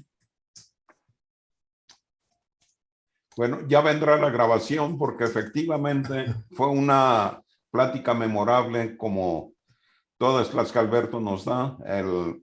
La introducción de la plática de ayer a propósito de nuevo fue cuando menos, si no mejor, de la calidad de la de los ponentes mismos. Fue una introducción fantástica que en lo personal a mí me educó mucho. Qué lástima que no las graben, Beto. Me dice Norberto, me acaba de hablar, que tuvo que salir. Sí. Dejó pues la imagen, ¿no? Le estaba platicando, me preguntaba qué sesgo, qué se estaba comentando y le platiqué. Y me dice que no se apuren por él, que él es budista. Así es que... bueno. Y hombre, aprovecho también para decir que yo no me siento ofendido de ninguna manera. No. Este diálogo ha sido de lo mejor, así es que... Sí, Beto, y yo más que nada lo agradezco, en verdad. No, y aquí es importante también recordar que los temas se pueden discutir en lógicas convencionales, pero también en lógicas modales. ¿Sí? Es decir, cuando hablamos de creencias y nos ponemos en modo doxástico, nadie discrepa. Estamos en el modo de creencias, no metamos a la lógica, por ejemplo. ¿Sí? Si estamos en modo deóntico, en términos de lógica, estamos hablando de la noción de necesidad y de poder. No hay por qué meter a la lógica convencional si estamos hablando en modo deóntico, etc. Es decir, la discusión es válida en todos los niveles, siempre y cuando digamos, ok, estamos hablando en modo de creencias, ok, yo no creo en la Santísima Trinidad, no tengo manera de demostrar una cosa o la otra, pero no creo en eso. ¿Sí? Estamos hablando en modo deóntico, no en modo doxástico. Digo, bueno, es necesario que se crea en la Santísima Trinidad para lograr la cohesión de bla, bla, bla, etcétera. ¿Sí? En fin, hay que tener en cuenta que precisamente las discusiones de este tipo requieren que entendamos que hay muchos niveles diferentes de discusión y todos son altamente apreciados. Así es. Muy bien. Pues a mí me fue el día de hoy muy instructivo y muy enriquecedor precisamente esa parte también de la creación, el origen, vamos a decir, de la Iglesia Católica como religión del Estado. Sí. ¿Verdad? Y como tú también comentas, que es muy diferente, o es una cosa es el mensaje y otra cosa es la institución como tal, ¿no? Para mí lo muy valioso es el mensaje, pero también es muy valioso como a través de esta estructura pues se difunde el mensaje. Exacto. Obviamente también es parte del control, o fue útil o es útil para el control. Sin embargo, es una estructura útil para la difusión también, ¿no? Como científicos de la comunicación, estamos obligados, así literalmente obligados, a poder ver todos los puntos de vista desde todos lados. Es decir, la comunicación no es posible cuando hay uniformidad total, no hay nada que comunicar. La comunicación es posible solamente cuando hay diferencias entre los comunicandos de diferentes cosas. ¿Sí? Entonces, es muy importante que podamos ponernos los zapatos religiosos, los zapatos ateos, independientemente de que seamos ateos o religiosos, pero saber usar los zapatos correctamente. Sí. Sí, muy bien. A mí se me hace, Rubén, que si pudieras, quizá ya para la próxima, profundizar más en este asunto de Carlomagno, ¿no? Del Imperio Romano. Sí, definitivamente. En donde de manera clarísima la religión creo que es cristiana. Yo no entiendo mucho la diferencia entre cristiano y católico, es decir, en qué momento se adoptó el nombre del catolicismo, pero yo creo que sí vale la pena porque definitivamente es para la historia de la humanidad, diríamos, es fundamental ese periodo y es poco conocido porque es la Edad Media, ¿no? Exacto, es poco conocido. No obstante, yo coincido, sin Carlomagno no hay Europa moderna, fin de historia. Sin Carlomagno, la cosa hubiera cambiado de manera... ¿Quién sabe a dónde seguiría la cosa? Pero Carlomagno fue el fundador, literalmente fue el fundador de la modernidad, en un sentido amplio de la palabra. Y sí, me interesa ampliar el concepto. ¿Cuándo nació la idea de católico contra cristiano simplemente? Católico implica la unión de todas las diferentes formas de ver el cristianismo. El catolicismo, lo vamos a ver más adelante, es una estructura maravillosa en términos políticos. Con el nacimiento de las órdenes monásticas, tuvieron para todos. Es decir, querían alguien que fuera muy bueno con la gente, los pobres, etcétera, los franciscanos. ¿Sí? Queremos un proselitista de primer orden, a los dominicanos, ¿sí? Los dominicos. ¿Sí? Queremos militantes, intelectuales, tenemos a los jesuitas. Queremos intelectuales puros del cristianismo, tenemos a los benedictinos. Es decir, el catolicismo ofrece un abanico que permite ser todo para todos. Y ahí es donde creo que hay fueron decisiones muy astutas de los directores de la religión el estar formando todas esas corrientes gradualmente. Pero bueno, eso en sí es motivo de otra historia completamente diferente, pero sí vamos a tratar de tocar ese tema la próxima vez, que definitivamente nos vamos a meter de lleno con Carlomagno y su descendencia y todo lo que sucedió, porque se crearon cosas de las que no estamos conscientes, incluso estilos arquitectónicos. Hay un estilo arquitectónico carolingio, un estilo arquitectónico otónico, de los que no somos conscientes, pero fueron muy definitivos. Y existen, el Renacimiento carolingio tenía características muy interesantes. Incluso una de las cosas que hizo notable a Carlomagno, se dice que en su juventud ni siquiera sabía leer, era casi analfabeta. Se educó casi, ahora sí por vergüenza, y promovió la educación y el conocimiento como pocos lo hicieron en su época. Entonces, definitivamente fue una época increíble y vale la pena concentrarnos bastante en eso, porque de ahí ya lo que sigue después de eso es el gran brinco a la modernidad, al renacimiento. Y hubo muchos detonadores de eso, pero ya nos iremos acercando poco a poco. Muy bien, nada más como un punto de reflexión, no de discusión, ni de polémica, pero fíjate, acabas de decir que Carlomagno era en cierta forma ignorante, un analfabeta o un poco preparado. Hola, ¿cómo estás? Y también nos comentabas que, por ejemplo, Marcos, pues que Bien, también, muchas gracias. era ¿Le gustó? que ¿Quiere quedarse probablemente o no más es el Marcos que escribió Mateo. Mateo. También nos comentabas de que Pablo, en fin, aquí voy, sí, cómo Mateo es muy una bonito, persona dice mi puede esposo, que estuvo por allá, dice que es muy en muy bonito. poco tiempo prepararse, ¿no? Y tener una visión mucho más amplia.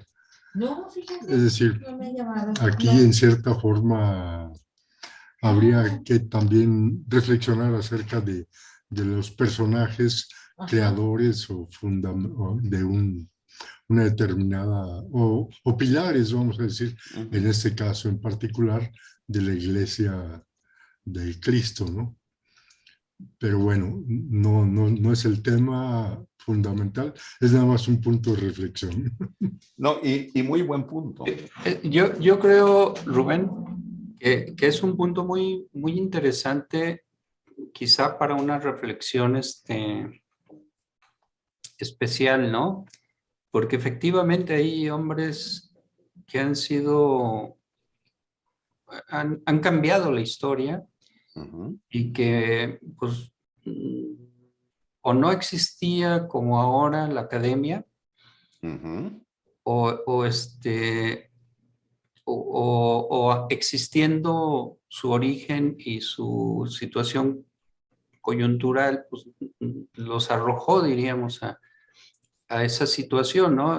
Por ejemplo, si ustedes evalúan académicamente a Venustiano Carranza, bueno, pues a Calles o a Álvaro Obregón, y hablo de tres personajes importantísimos para la historia, ya no digamos Cárdenas. Lázaro Cárdenas probablemente no terminó la primaria, y el gobernador del Banco de México, que no sé qué, pues a lo mejor tampoco, ¿verdad? El primer gobernador del Banco de México de la Revolución, y sin embargo hacían verdaderos prodigios, ¿no?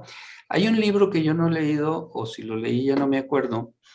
Ya ven que en la visión marxista, la historia la hacen los pueblos, ¿no?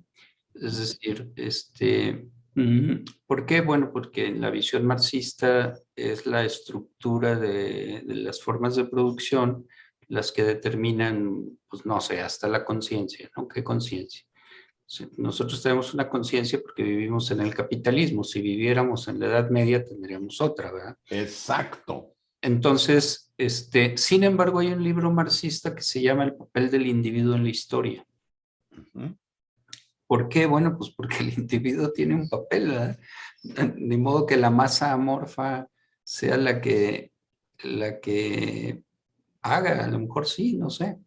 Pero es un tema muy interesante el que plantea Miguel Ángel, ¿no? Exacto, y debemos de manera muy deliberada seguir ese tema, porque al final de cuentas los individuos son los que detonan movimientos y unos tienen más éxito que otros. ¿Cuál es la munición?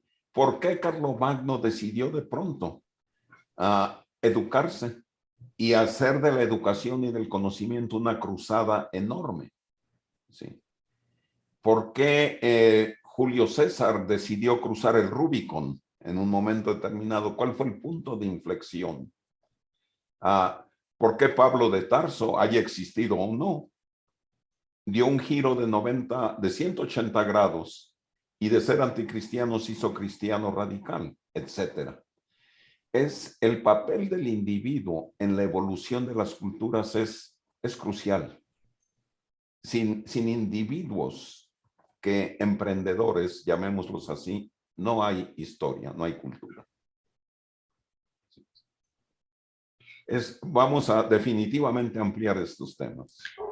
Finalmente, quería hacer un comentario. Yo hace como 40 años, no sé, leí un libro sobre Mahoma que se me hizo muy impresionante. Se me hizo bien interesante ese personaje y cómo logró, diríamos, expresar. Hace rato, Rubén, tú dijiste cómo se extendió rápidamente, diríamos, ¿cómo se llama? El Islam. El Islam, ¿no? Es decir, es un cohete que como que le pega, ¿no? Diríamos. Exacto. No me acuerdo del libro para nada, solamente me acuerdo de una frase. Mahoma es el profeta de un pueblo que se orienta por el movimiento del sol y las estrellas, porque en el desierto no hay ningún punto de referencia.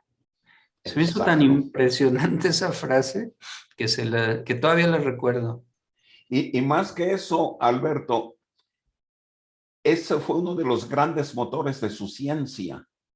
En el Islam, orientándose precisamente por las estrellas y por el cielo, adoptaron ampliamente la tecnología de la era helénica, usaban el astrolabio para orientarse, usaban todos los instrumentos astronómicos por razones muy prácticas.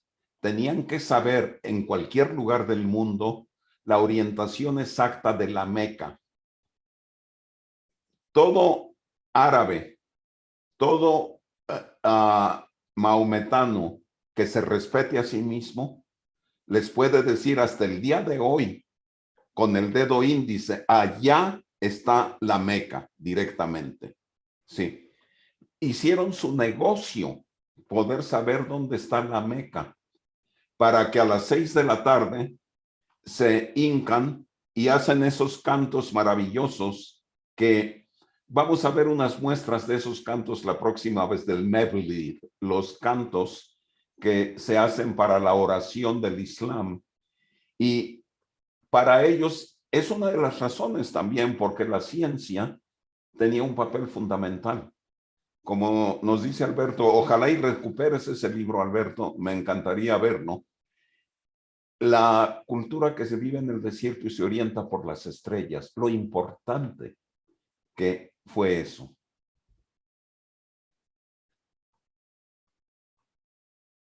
Perfecto. Oigan, yo ya nada más, yo necesito irme. Vamos a la Expo Motor el sábado a las 12 del día. Muy bien. Oye, ¿es un recorrido real o virtual, Miguel? Virtual. Porque José Antonio me invitó a ir físicamente ahí a la Expo. Ah, pues qué padre, ojalá. ¿Sí se puede hacer? ¿Sí se puede ir físico? Sí, de hecho, si se van con Paco, el recorrido, pues padrísimo.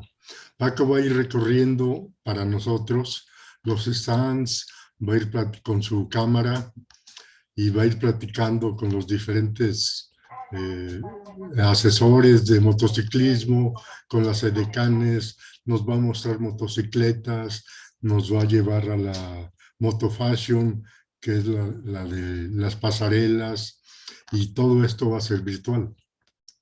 Entonces yo creo que va a estar muy padre, va a ser una experiencia interesante. Muy bien. Y qué mejor, Beto, que puedas ir tú y José Antonio, y si van a ir junto con Paco, pues padrísimo, ¿no? Para poder compartir también su experiencia ustedes. Ok, perfecto. Tenía la duda de que... Sí identificas a Paco, ¿verdad, Alberto? Perfectamente. Paco Igartúa. Sí, perfectamente. Hasta se van a tomar café ahí en la ciudad. Somos grandes amigos. Sí. Ah, mira, qué bien. Aparte de compañeros. Qué bien, qué bien. Muy bien. Yo me despido. Muy bien, Miguel Ángel. Pues yo creo que a menos que quieran seguirle, también ya es tiempo de ir pensando en cenar. Pero realmente quiero también agradecer la presencia. Este es uno de los grandes placeres que tengo ahora, este seminario. Me da mucho placer estar trabajando en esto. Y bueno, ya de hecho, lo que llevamos hasta ahora me va a servir de esqueleto para cuando menos una, si no dos de las disertaciones que tengo que hacer ahora que voy a ser estudiante. Qué bueno. Perfecto. Pues muchísimas gracias, ¿eh? Ahí nos vemos el sábado. Gracias. Gracias, bye. Hasta el sábado.